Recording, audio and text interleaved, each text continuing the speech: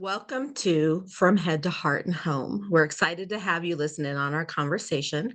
This is a channel created by women, empowering women to take intentional action to create the life that they want.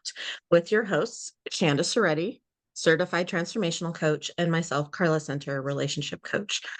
So today, we're going to talk about the deep truth about choice. We talk about choice often in our channel, and I'm excited to see where this goes because I think that sometimes people think, how is that my choice?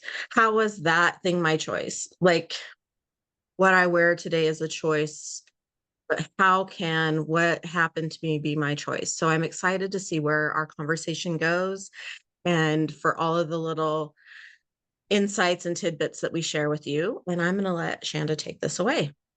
All right. So yeah, um, it'll be interesting to see where this goes as well, because again, this is something that we talk a lot about here on the channel. Like Carla said, this is also something that I talk a lot about with clients and even in like trainings and such. So the power of choice is a real thing. And I mean, there's different ways that you can look at it, right? We can look at it as in a way, in a way that is disempowering, where we feel like we don't have a choice, or we can look at it from a place of empowerment, knowing that we always have a choice and we're always choosing. That is just the fact. We're always making choices. We are choosing to stay in indecision when we don't make a choice. We're choosing to stay there, right? We choose to make a choice in one direction, or we choose to make a choice in another direction, but it's always a choice, right? So even when you think, well, I'm not choosing this, you are choosing it. And it might be in a way that's sneaky and not easily seen, like Carla was saying, when you go to choose and wear a red shirt. That's obvious. I chose to put the red shirt on. I might not choose how people treat me. No, maybe not.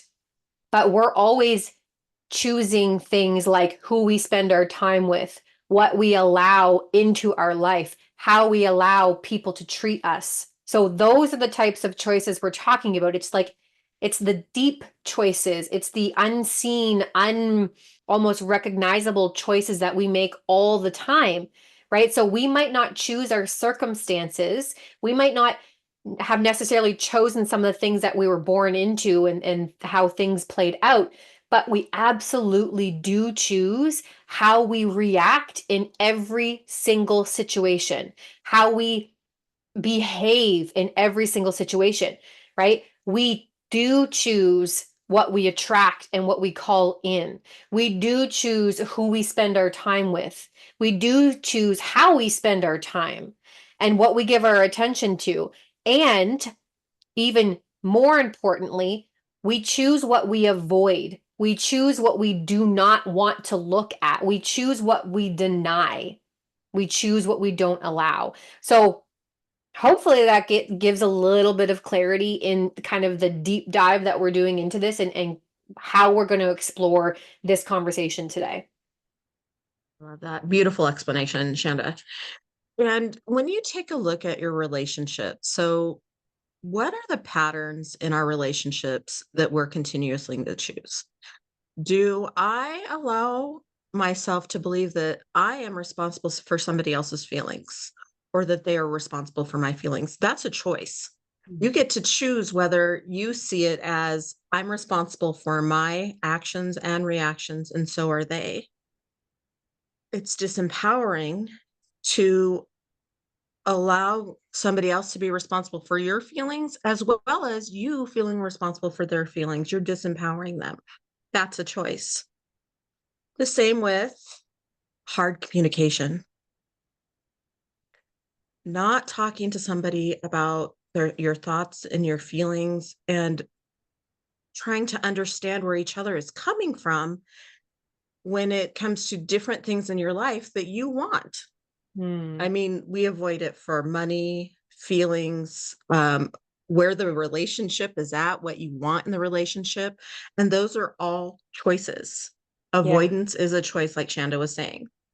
Yeah, I think this is really actually a really great way to touch on this today, especially because a lot of the people that we work with are people who have, painful pasts or traumatic experiences. And what happens from those experiences is that we disconnect and we push people away and we create this distance or this gap.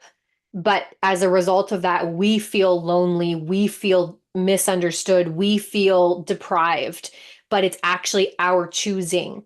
And it might not be a conscious choice, right? It, like Carla was saying, it could come from a pattern, which it does. It comes from something that once kept you safe, but it's not working for you anymore, right? So, like, look at your life. Like, where are you withholding? Where do you feel like in your heart you feel like you want to take action on something and you almost say the thing or do the thing or take the action, but you hold yourself back, you reel it in, you don't let yourself express whatever that thing is for you, whatever that truth is, right? So you're choosing disconnection, right? You're choosing, you were talking about like relationships, right? So in these types of choices, we're choosing to create distance between us and other people, right? And that's painful to alienate ourselves from the rest of the world or from people in our lives. And we need to learn how to make different choices, how to choose Right. differently. And sometimes it's just as simple as actually looking at the choice we're making or about to make before we actually make it, or redecide, because choices aren't forever. And I think this is where sometimes we get hung up. We think that once we make a choice, that's it, it's done, it's locked in stone, which can be one of the reasons why we don't make choices in the first place. But there's nothing saying that we can't redecide, right? So let's just say, for example, hypothetically, you have a choice, you have a decision to make, and you're really stuck on which way you want to go. So if that is you, you can, instead of staying in indecision where you're constantly investing energy and time and going back and forth on this choice like all the time, you can choose to put it aside for a certain amount of time so that you stop spending energy and time stewing on this thing that you aren't sure on yet. So like think about it as taking it and putting it in a box, putting it in a shelf or on a bookcase somewhere for a specific amount of time at which you will revisit it and then decide at that time if it feels like the right time to make the decision. That's one option. Or just make a decision and take some action on it. And if you're not happy with the decision, then redecide, right? So there's a few ways to kind of get out of that limbo of choosing because it's not a fun place to be in. It wastes a lot of energy and it's actually exhausting, right? I think of it as like open files on your computer. The more things, the more apps, the more oh my gosh, apps that you have open. I can't remember the word I'm looking for, but anyway, the more apps you have open, the slower everything runs. So all the choices you're leaving open and undone are more files, more apps open, and it's slowing everything else done and it's draining your energy. Right. Right. And you're not bringing in more energy, you're just draining yourself. Just Yeah. like your computer, you got to shut down the windows and the apps and restart it so that you can get this fresh start. Yeah. So making the choice and understanding that my choices create what's going on with me. I don't like what's going on. What is a different choice I could make? Say my relationships aren't going well. Somebody says I need to have boundaries. So I try the boundary and it felt icky. Mm. Ask yourself, why did that feel icky? Is it because I believe that their reaction is my responsibility? Right? So are always ours, and somebody else's reaction is not ours. And that icky feeling about somebody else's choice is the belief that we are responsible for them and not making their choices their responsibility. And those are the things I think that keep us caught as we create these stories about why our choices are wrong and why we don't have we what's happening to us can't be our responsibility because then I feel icky all the time. Look at all Mm. the bad things I've chosen. Mm. Yeah. another really good point too, Carla, is like, I like how you brought up the stories piece because it's the stories that play a big part in the choices we make or Yes. don't make. Okay. And it's the stories or the meaning that we attach to choices. This is the right choice. This is the wrong choice. This is a good choice. Yes. This is a bad choice. So really pay attention to the language that you're using when you're weighing choices. Why is it a bad choice or a good choice or a Right. wrong choice or whatever? Why are we using good, bad, right, wrong? Like, what if we just remove those words, remove those labels, and we make a choice that serves us for the highest good right now in this moment, right? We're making the best choice we can right now. And that might change later. But at that point, if that happens, we can always redecide, right? Right.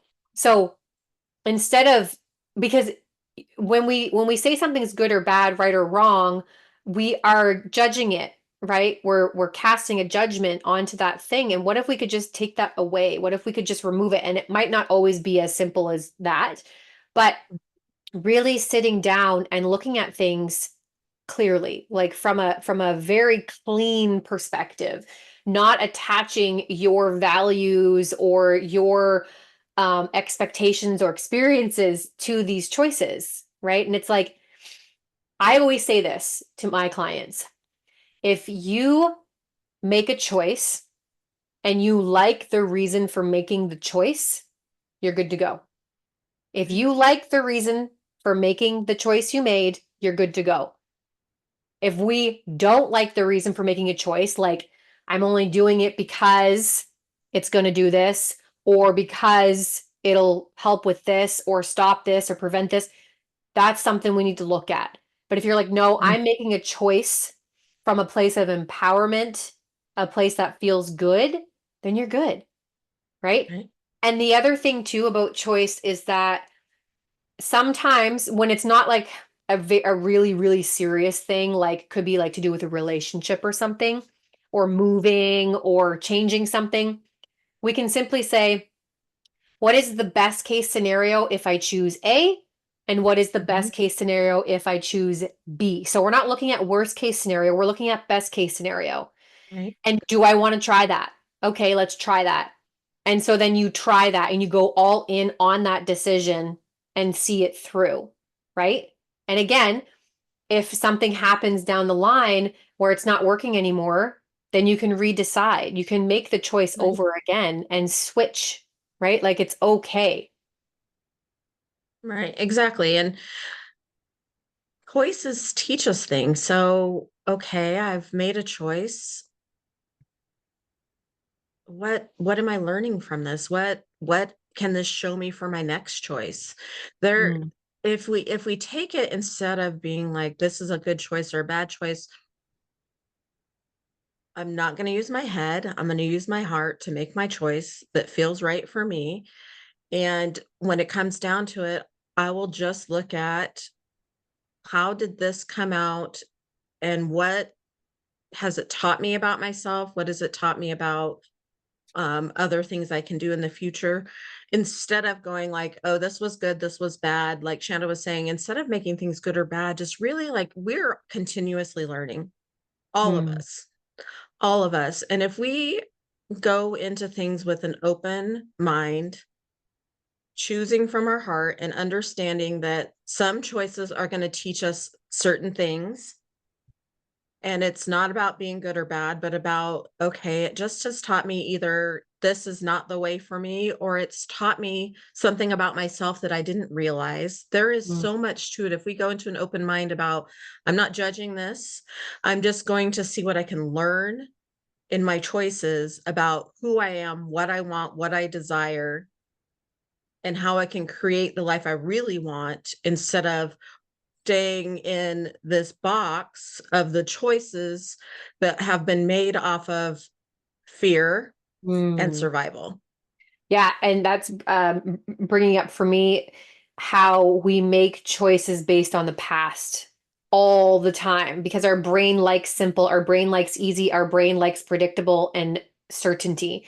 And it knows what's already happened and it wants to recreate that. By the way, that's why we have patterns, right? That's where they come. So we're not like, are we making our choice in today in the present moment, or are we making our choices based on what happened last year or last time or before, right? So typically, what I find to be true is that we make choices based on time, energy, or money, right? Now, fear is always present when we are making a choice we've never had to make before, or we're making a choice that we've made in the past that maybe didn't go as we had hoped. Okay. So, time, energy, and money. And we never want to base our choices off of those three things. Okay. Right. Time, energy, or money. And so, like Carla said, this is about making choices from your heart. So, like our YouTube channel says, from head to heart and home. So, get out of your head. This is not where we make choices from. This is where confusion lives. And get into your heart, get into your body when you're making your choice. Feel for your choice. I always like to encourage people who feel stuck to use their body, so using their intuition to guide them. And I've done this with silly little things before, but it's as simple as taking two pieces of paper, putting option A on one, option B on the other, putting them on the floor, and then standing in the middle of them, closing your eyes, grounding, getting centered, and then asking yourself, all right, I'm going to feel how it feels in my body to choose A, and you step towards A and you feel it in your body. You envision saying yes to that one, deciding on that one, and you see it through and you feel it through. And then you step back and then you do the same thing to the other choice and you feel which one actually feels better in your body. And you'll be amazed at what you can receive from doing that simple exercise.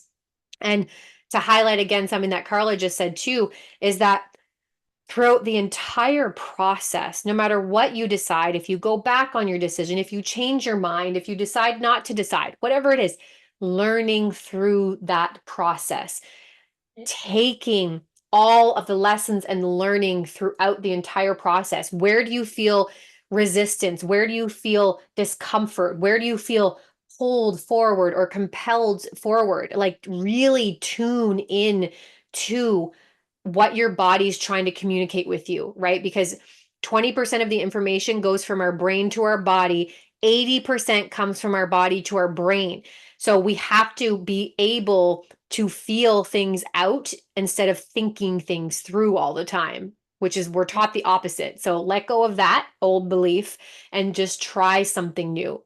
That's going to be my encouragement today for all the listeners, is just to try a more intuitive, energetic, bodily approach to decision making.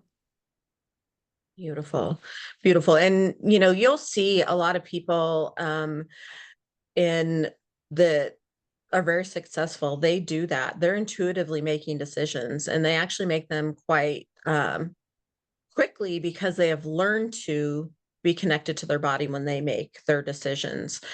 And when we learned, it's about learning to trust yourself, really. And that intuition is such a beautiful thing, but to learn to use your intuition means to make those choices when they come to you and not allow the excuses and the past to get in your way. Yeah.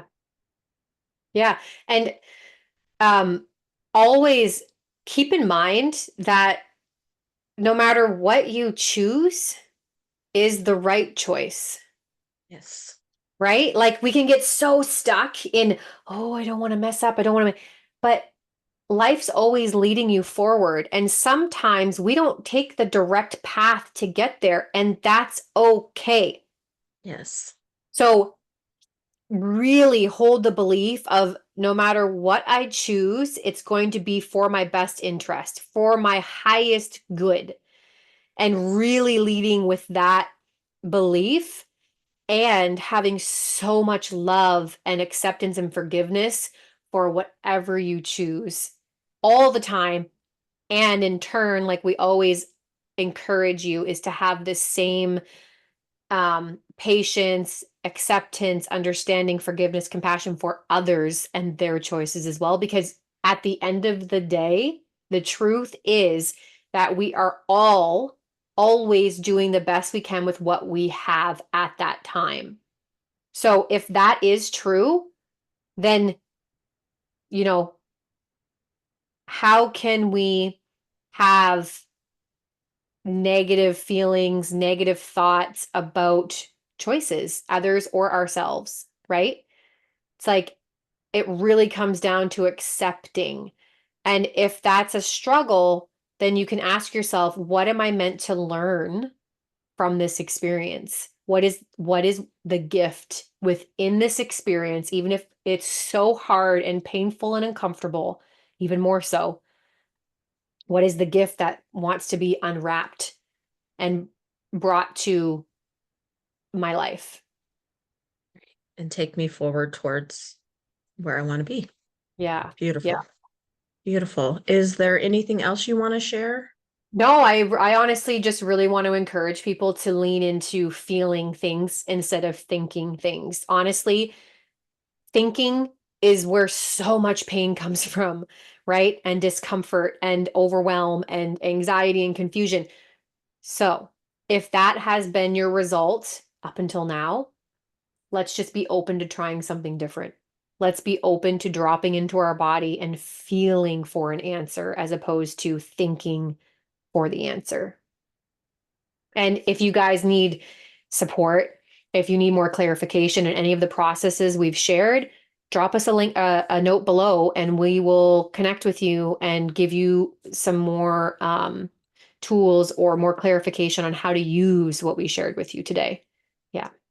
Right. And know that we're just here to support and share with you. And it's always learning for all of us. And Mhm. we're here to support your learning and to really get you from your head to your heart, Yeah. because we know that that leads to this beautiful life that you Mm. get to choose that you want. Yes. So if you have somebody that would benefit from this, share the link. And if you have not subscribed, subscribe, because there's always great things that come between me and Shanda with every conversation. And we're so happy to share our hearts and our knowledge and our skills with you. There are links in the description to get a hold of either of us if we can support you in any way, or if you just want to follow us on one of our social medias to see what we have to share outside the channel.